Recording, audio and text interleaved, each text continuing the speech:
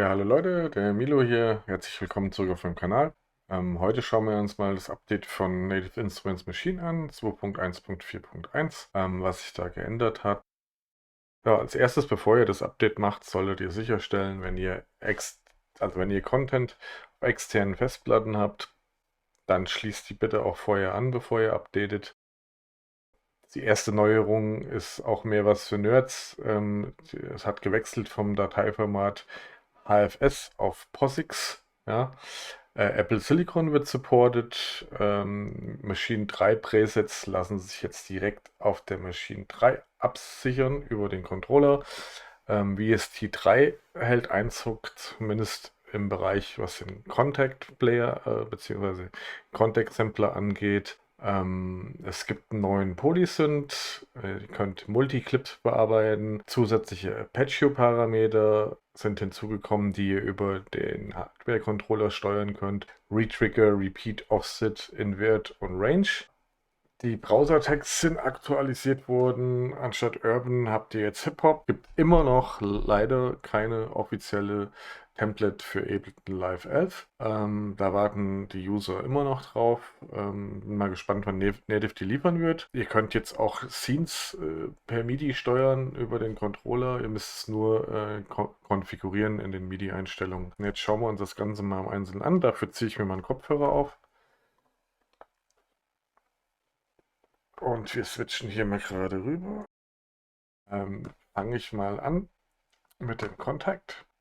Der ist jetzt wie gesagt als VST3 zu haben. Geht ihr einfach hier drauf. Und wenn ihr jetzt hier Native Instrument seid über das Menü, dann seht ihr hier schon Contact VST3. Ich habe ihn hier schon reingerufen, dann einfach ein kleines Pad reingelegt. Kann man kurz mal hören. Klingt dann so, also nichts Weltbewegendes. Als nächste Neuerung habt ihr den Polysynth, nennt er sich. Das ist eine Emulation von dem Prophet 5 oder vom Pro 53. Den ist kostenlos. Da habe ich hier auch mal ein Soundbeispiel. Ich habe einfach mal einen Bass reingelegt. Wie der aussieht, schauen wir uns gleich mal an. Hier mal so ein Soundbeispiel. Ne? Also klingt schon recht fett. Und jetzt gucken wir uns den ganzen mal an. Also das wäre jetzt hier der Polysynth.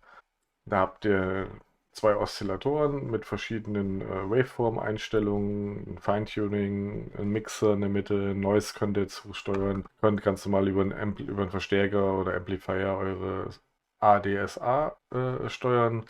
Filter genau das gleiche, habt verschiedene Modulationsmöglichkeiten. Ich will da jetzt gar nicht im Detail eingehen, weil das wie gesagt soll ein kurzes Video sein, nur um das mal im Überblick anzureißen. Checkt es mal aus. Das war's zum Polysynth. Hier in den Projekteinstellungen seht ihr schon, da gibt es kein Urban mehr.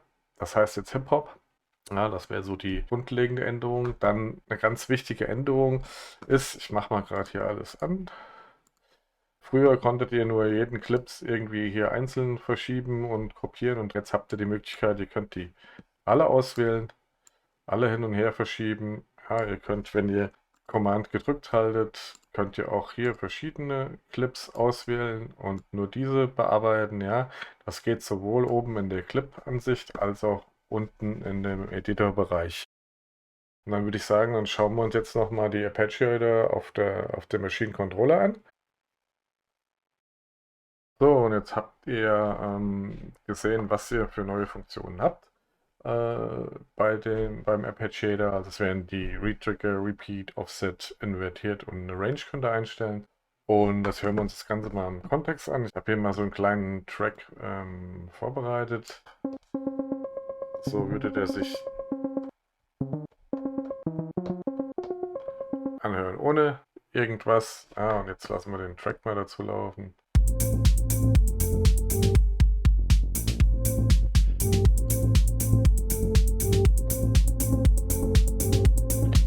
Jetzt kommt der Aperture dazu, ne?